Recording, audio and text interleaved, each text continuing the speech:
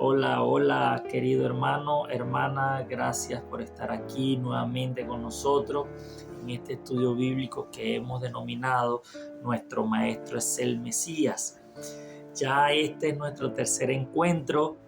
Gracias por acompañarnos. Si es la primera vez que estás aquí, te invito a que te pases por los dos videos anteriores, donde hemos hablado un poco de qué es lo que vamos a estudiar y el encuentro pasado donde ya nos adentramos en el texto bíblico, en el versículo 1 del primer capítulo de Génesis, y hoy pues vamos a continuar con ese estudio.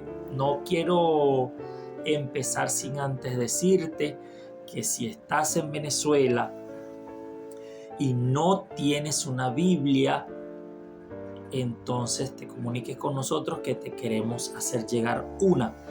Comunícate con nosotros con toda confianza.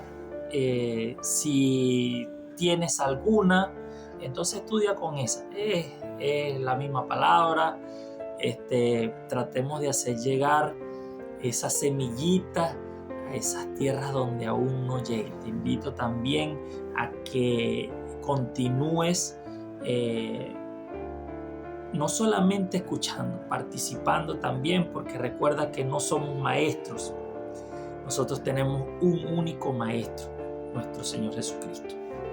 Bueno, seguimos entonces. Habíamos dicho en el encuentro pasado que el Génesis y particularmente estos primeros 6 capítulos son de los capítulos de la Biblia quizás más difícil de explicar. Hay en esos primeros 6 capítulos casi 2000 años de historia resumida allí en 6 capítulos de la Biblia. Tiene también, como toda palabra profética, mucho símbolo, mucha simbología. Por lo tanto, nosotros trataremos de adentrarnos en esas profundidades de ese océano. ¿Está bien? Entonces nos vamos directamente al versículo 2. El versículo 2 de el capítulo 1 de Génesis. Y dice lo siguiente: y la tierra estaba desordenada y vacía, y las tinieblas estaban sobre la faz del abismo, y el Espíritu de Dios se movía sobre la faz de las aguas. Llama mucho la atención el uso de esta palabra doblemente, es decir, la faz. Esta palabra la vamos a ver mucho en el texto bíblico, porque esta palabra es la palabra hebrea panim, que es rostro, ¿verdad? Es rostro, es faz. Y generalmente cuando se traduce en español, se traduce también como presencia cuando está en el contexto de la presencia de Dios. Entonces, sigue diciendo el texto bíblico: y dijo Dios, sea la luz, y fue la luz. Y vio Dios que la luz era buena, y separó Dios la luz de las tinieblas, y llamó Dios a la luz día, y a las tinieblas llamó noche, y fue la tarde y la mañana un día. Vamos a detenernos acá un momento, ¿ok? Vamos a detenernos acá. Y dijo Dios, es decir, que el uso de la palabra, ¿verdad? El uso de su palabra fue lo que emanó el poder para crear. Y dijo Dios, nosotros habíamos visto en el encuentro anterior que Juan dice que Jesús, ¿verdad?, en el principio era el Verbo. También vimos que Pablo, ¿verdad?, hablando del Mesías, dice que por medio de él fueron creadas todas las cosas. Ahora, una persona que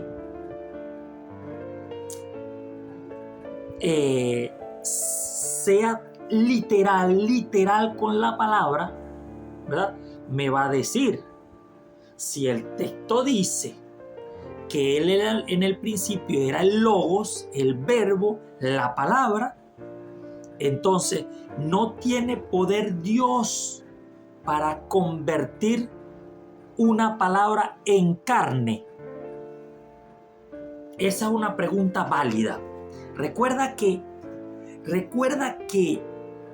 dijimos, nos podemos cuestionar las cosas. No es pecado cuestionarse las cosas, pero nosotros debemos cuestionarnos las cosas creyendo, porque así, creyendo, le abrimos nuestro corazón al Santo Espíritu de Dios para que Él sea el que nos eduque, para que Él sea el que nos enseñe, que el Espíritu de Cristo sea nuestro Maestro. Entonces, te digo yo, los ungidos eran personas.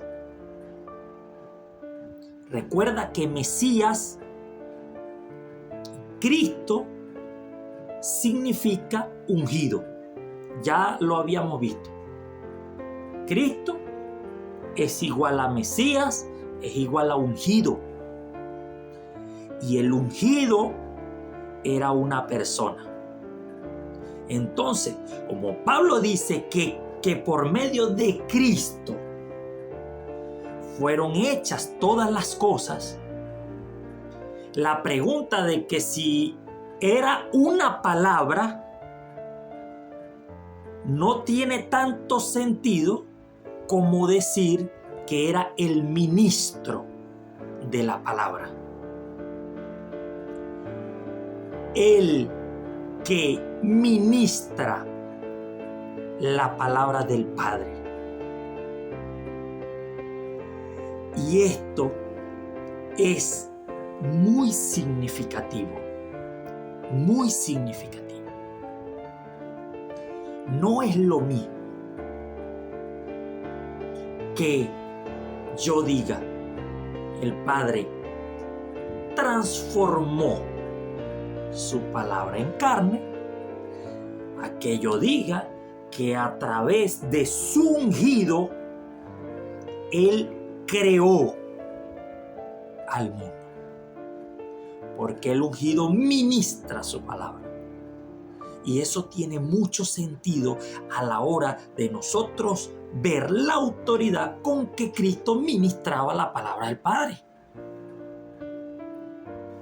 Otra pregunta válida sería, ¿era el mismo Padre? Era el mismo Padre. Porque si tiene poder para crear todas las cosas, no necesita a nadie que hable por él. Ahora, yo les pregunto, los mensajes dados a los profetas fueron a través de un ángel. Del ángel de la presencia de Jehová. Porque, hermanos, la Escritura es clara al decir que al Padre nadie lo ha visto.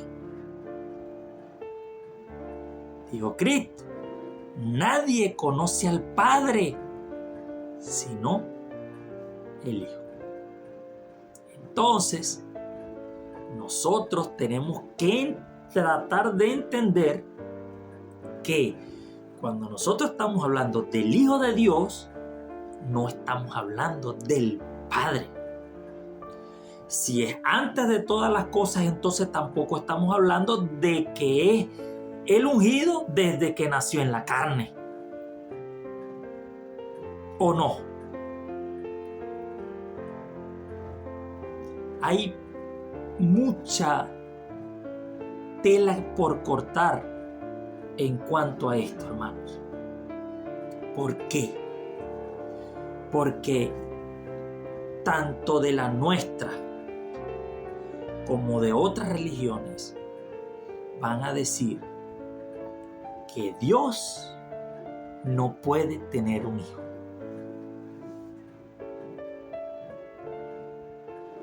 Entonces, tú que dices que Dios es todopoderoso, tú que dices que Dios es el creador de todas las cosas, tú que dices que Él es el soberano del universo, tú que dices que Él te creó a ti con la capacidad para que tú tuvieras un hijo, tú eres el que dices que no, que Él no puede tener un hijo. Para nada tiene sentido eso. Eso no tiene sentido para nada. Tú eres el que le vas a poner condiciones a Dios. El que tiene millones que lo sirven.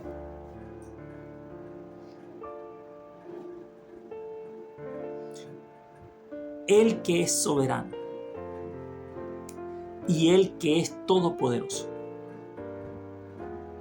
Entonces tú dices que Él no puede tener hijos.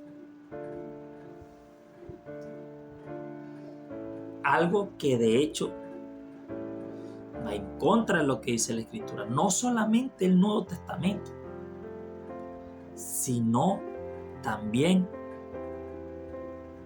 el Antiguo Testamento, el Tanaj, la Biblia hebrea, como quieras llamarlo. Es lo mismo. Es lo mismo. Vamos a buscar Salmos. Vamos a buscar Salmos. En el capítulo 2. En el capítulo 2. Versículo 10. Dice lo siguiente. Ahora pues, oh reyes, sed prudentes. Admitid amonestación, jueces de la tierra. Servid a Jehová con temor y alegraos con temblor. Honrad al Hijo para que no se enoje y perezcáis en el camino, pues inflama de pronto su ira. Bienaventurados todos los que en Él confían. Y aquí entraremos en todo un tema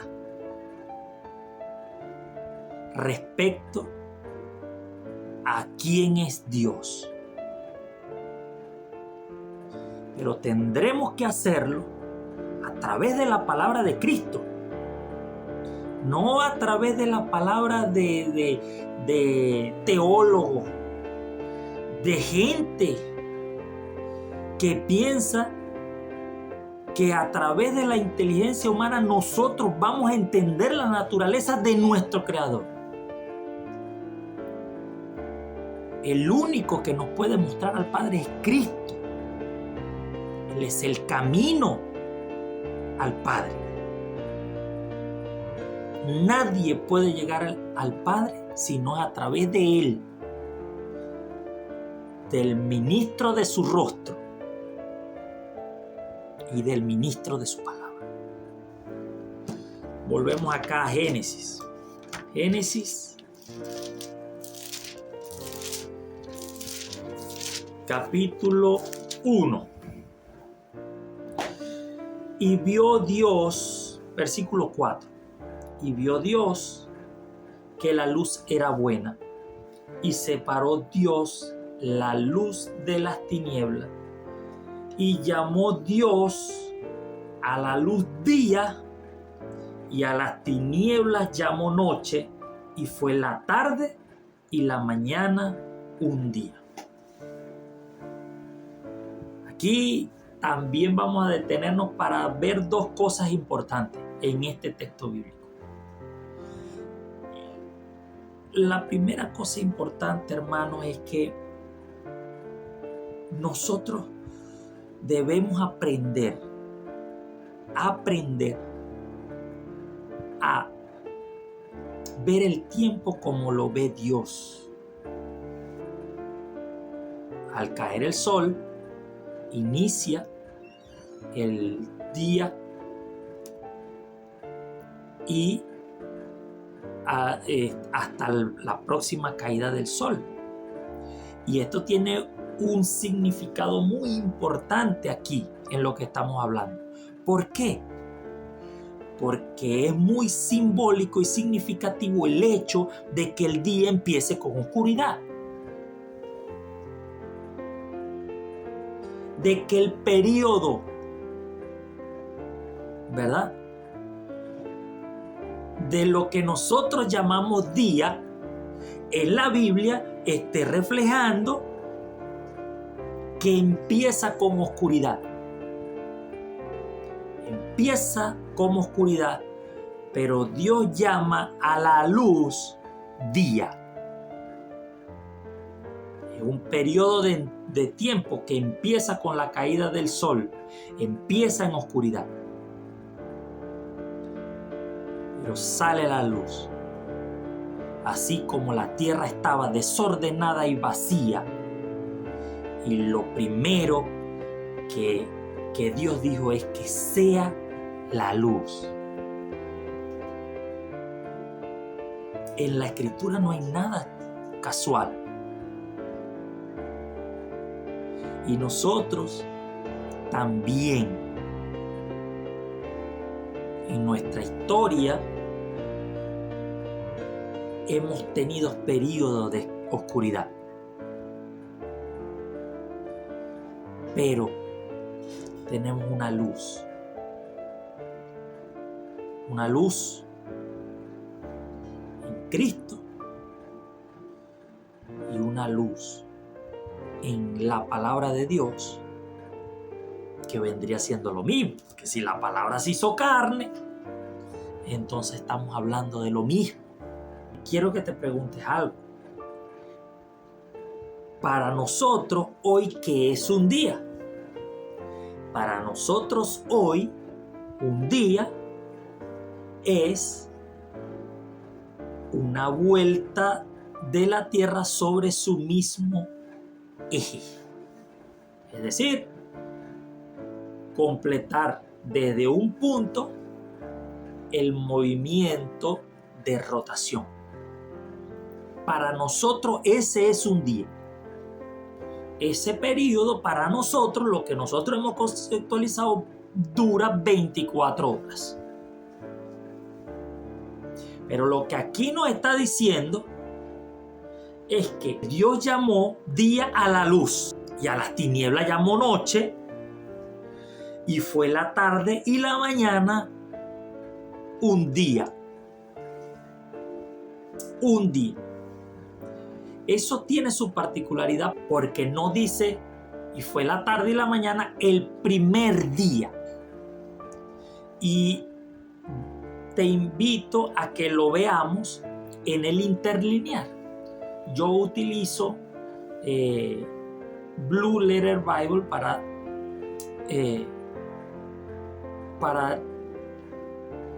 para ir a esas referencias con respecto a textos escritos en otro idioma. Es una herramienta que es súper útil, que te da las traducciones, que es súper útil, te la recomiendo.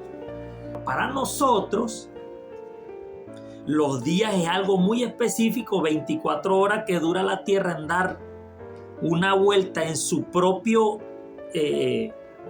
sobre su eje, ¿verdad? El movimiento de rotación. Pero para Dios, día no significa eso necesariamente.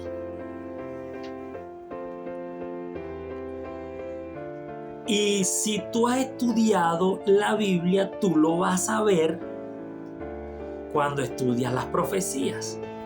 Cuando estudias las profecías, tú vas a ver que mucha de la interpretación profética entonces refleja los días proféticos en años. Porque Dios le da al profeta, entonces le da al profeta la profecía en días, y resulta que la interpretación o el cumplimiento se dio. Lo podemos comprobar en la historia, que eso es lo más interesante. El cumplimiento profético se dio en años. ¿Y de dónde sale todo ese tema de que los días para Dios pueden ser como años? Bueno, generalmente la gente que estudia esto se basa en Números 14:34. Esto es cuando Dios castiga a Israel por los enviados a hacer la inspección en Canaán, y entonces duraron 40 días por allá viendo, se asustaron, se vinieron, se quejaron, se entristecieron, lloraron, no confiaron en Dios. Y Dios, por cada día que ellos estuvieron por allá, les puso un año de castigo de estar en el desierto. El otro texto bíblico que utilizan para esa interpretación lo encontramos en Ezequiel en el capítulo 4. También son señales para Israel, ¿verdad? Donde Ezequiel se acostaba del lado izquierdo, ¿verdad? En ese caso fueron 390 días, cada día por cada año de maldad, como señal sobre Israel, y después 40 días, día por año, como señal a Judá. Esos son los dos textos bíblicos que generalmente se utilizan para llegar a la conclusión que desde el punto de vista profético, un día puede ser un año puede ser un día, ¿verdad? Pero, mis hermanos, para mí fue más concluyente otra cosa. Miren, hermano, abre tu Biblia o busca, ya la tienes abierta porque estamos estudiando, pero busca en tu Biblia Levítico 23. Y en Levítico 23 vamos a encontrar las fiestas de Jehová. En el versículo 3 dice: 6 días se trabajará, mas el séptimo día será Shabbat, santa convocación, ningún trabajo haréis. Día de reposo es de Jehová en donde quiera que habitéis. Entonces, la primera que dice allí, primera fiesta, es cada 7 días, que es sábado, que es Shabbat, para Jehová nuestro Dios, ¿verdad? Pero entonces vienen las santas convocaciones. Hay 3 santas convocaciones. La de la fiesta de los panes sin levadura, que empieza con algo muy especial, que es la muerte del Cordero, ¿verdad? En la Pascua de la fiesta de Jehová, no la Pascua como la celebran muchos cristianos, bastante influida por prácticas paganas. Pero esta fiesta, la que está aquí, Levítico 23, Éxodo 12 y 13, pero en el transcurso de esa celebración hay un día muy especial, el día de los primeros frutos, que es el primer día de la semana después del sábado semanal, el Shabbat semanal que hay en el medio de esa semana. Desde allí, entonces, para llegar a la próxima fiesta, que es la fiesta de las semanas, o Shavuot en hebreo, se cuentan 7 sábados. Esos 7 sábados te dan 49 días. 49 días.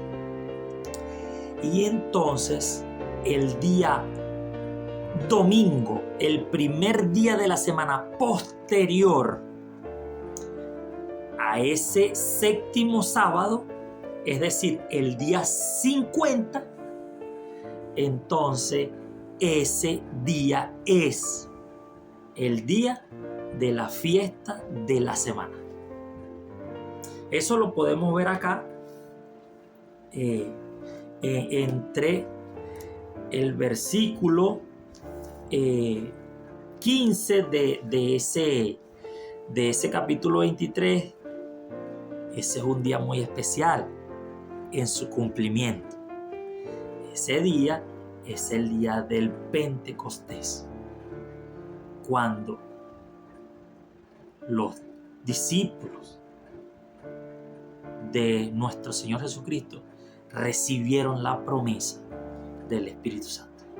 ¿Por qué digo yo que esto es más concluyente con respecto a los días y a los años? Porque en el capítulo 25 del mismo Levítico, entonces tú te consigues con que el Señor dice, versículo 1, dice: Jehová habló a Moisés en el monte de Sinaí diciendo: habla a los hijos de Israel y diles: cuando hayáis entrado en la tierra que yo os doy, la tierra guardará reposo para Jehová.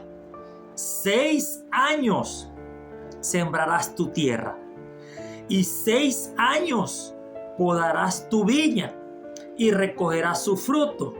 Pero el 7º año la tierra tendrá descanso, Shabbat, para Jehová. Escucha esto, hermano, escucha esto. Porque si para Dios, proféticamente, cada día es un año, no tiene nada de extraño que cada 7 años sea un Shabbat para Dios. Porque el 7º día es Shabbat para Jehová tu Dios. Tenemos que abrir la mente en este momento. Tenemos que abrir la mente. Cada 7 años es un Shabbat, un sábado para Jehová nuestro Dios. Porque para Él cada día es como un año, cada año es como un día. Si esto te sorprendió un poco, ahora lo que viene te va a sorprender aún más, porque sigue diciendo, ¿verdad? En el versículo 8, y contarás 7 semanas de años, 7 veces 7 años, de modo que los días de las 7 semanas de año vendrán a serte 49 años. ¿Te acuerdas de la cuenta que sacamos para llegar de los primeros frutos hasta Pentecostés, hasta la fiesta de la semana, hasta Shavuot? Es lo mismo. Pero aquí no vas a contar días. Aquí vas a contar 7 semanas de año, 7 Shabbat. Entonces harás tocar fuertemente la trompeta en el mes séptimo, a los 10 días del mes. También es bastante interesante, pero no quiero entrar en eso ahorita para no complicarte mucho. El día de la expiación, el Yom HaKippurim, el Yom Kippur, el día de la expiación haréis tocar la trompeta por toda vuestra tierra y santificaréis el año 50 y pregonaréis libertad en la tierra a todos sus moradores. Ese año os será de... Seguramente tú has escuchado bastante esta palabra porque bastante que lo han dicho. Será de jubileo y volveréis cada uno a vuestra posesión y cada cual volverá a su familia. Entonces, mis queridos hermanos, es quizás más concluyente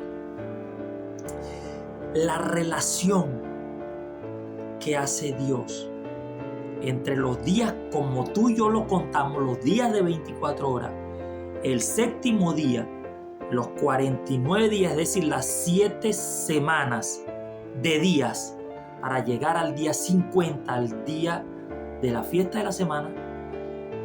¿Cómo se puede relacionar con cada 7 sábados de años, Shabbat de años? ¿Cómo se relaciona con el año del jubileo, el año 50? Pero hay más, hay más. Hay algo que llama la atención en la Escritura.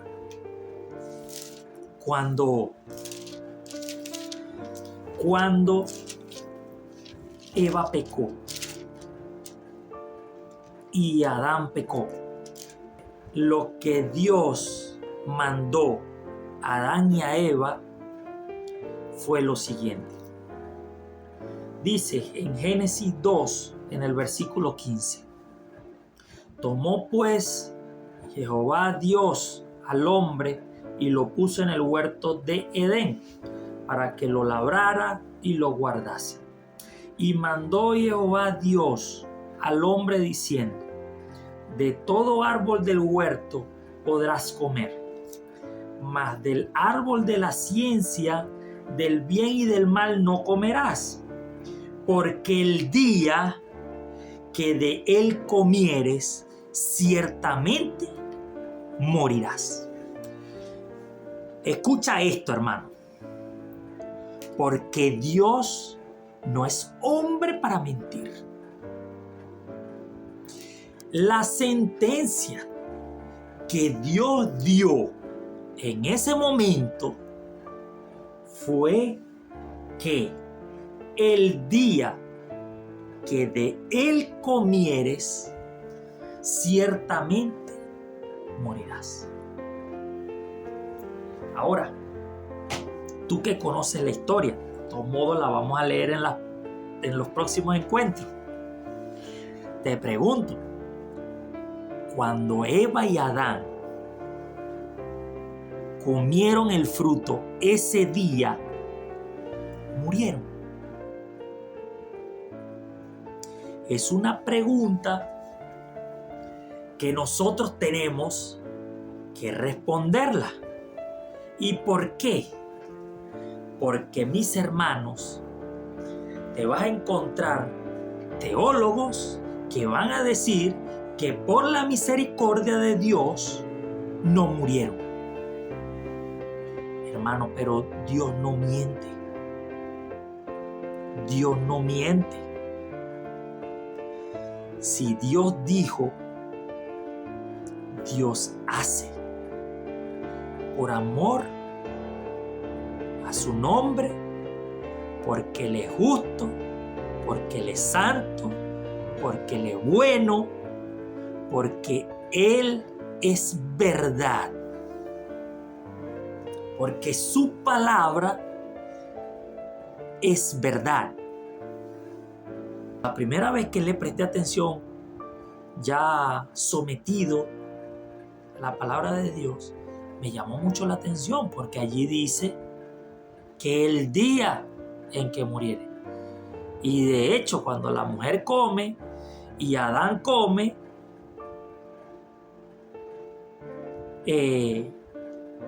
pueden haber de repente dicho, mira, la serpiente tenía razón, no murimos, ¿verdad? Y de hecho, Dios dice que lo van a sacar del Edén al hombre y la mujer, y le pusieron allí un ángel con una espada para que cuidara que ellos no comieran del árbol de la vida, porque ellos ya eran como dijo la serpiente, que conocían el bien y el mal. Y entonces, hermano, ¿cómo nosotros nos conseguimos esto en la Escritura y no nos preguntamos ¿qué implica eso? La respuesta la da el apóstol Pedro. La respuesta la da el apóstol Pedro.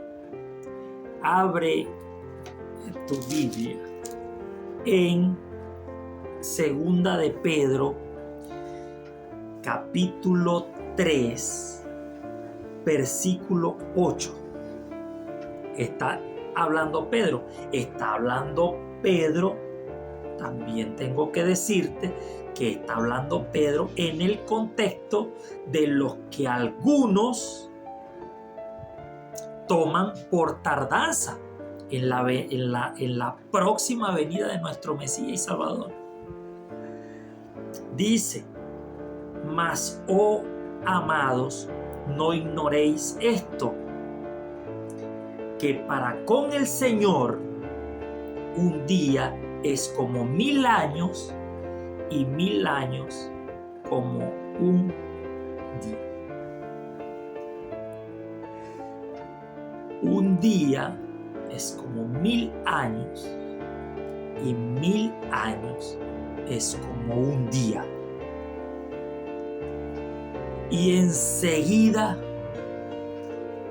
revisamos que ninguno de los prediluvianos, a pesar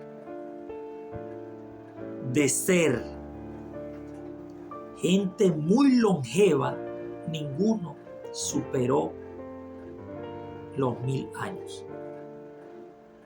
Ninguno.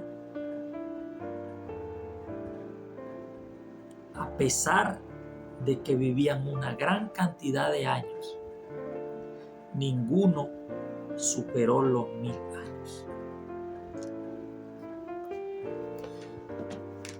Hermano Abel, ¿qué está queriendo decir usted?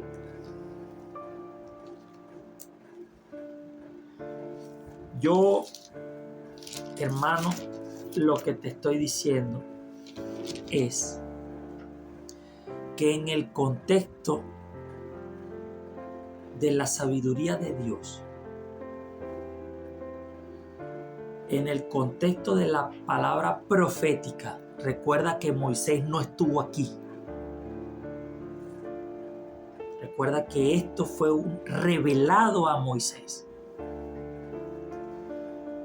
Que en el contexto de lo que Dios da en su instrucción con respecto a sus fiestas,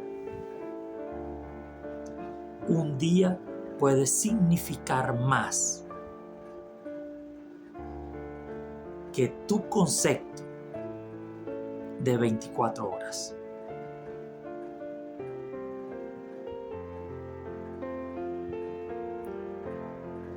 ¿Qué quiere decir eso? Que Dios no tiene poder para crear lo que Él quiere en un día.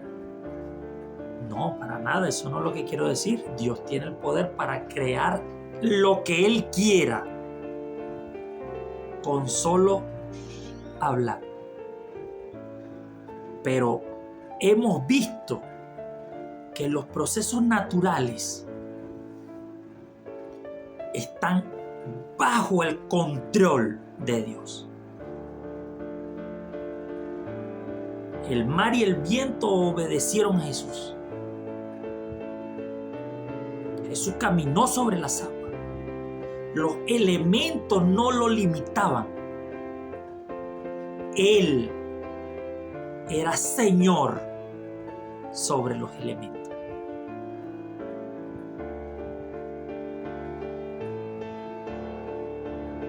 Pero este texto, por nosotros intentar encerrar el océano que es la palabra de Dios en nuestro conceptico, ha hecho que estemos peleados con la ciencia. Ha hecho que muchos científicos sean piedra de tropiezo para muchas personas y han hecho que nosotros seamos piedra de tropiezo para muchos científicos o para gente que confía en lo poco, ¿no?, que ha avanzado la ciencia. Digo lo poco porque nosotros, como te dije el encuentro pasado, la vez pasada, nosotros conocemos mucho el planeta, pero del universo conocemos muy poco, hermanos. El universo es muy grande. Muy grande a niveles que nuestra mente no puede alcanzar. Y todo eso es creado por Dios. Hay otra implicación teológica con respecto a lo que te estoy diciendo, que yo sé que va a ser polémica, a lo mejor me va a causar problemas, pero ya estoy acostumbrado. Que si tú empiezas a ver que lo que te mandó a guardar Dios fueron los Shabbat y no los días de 24 horas solamente, le vas a empezar a prestar más atención al resto de la instrucción. Le vas a empezar a prestar atención al Shabbat de años. Le vas a empezar a prestar atención a cuándo es el día del perdón, de la expiación, el Yom Kippur.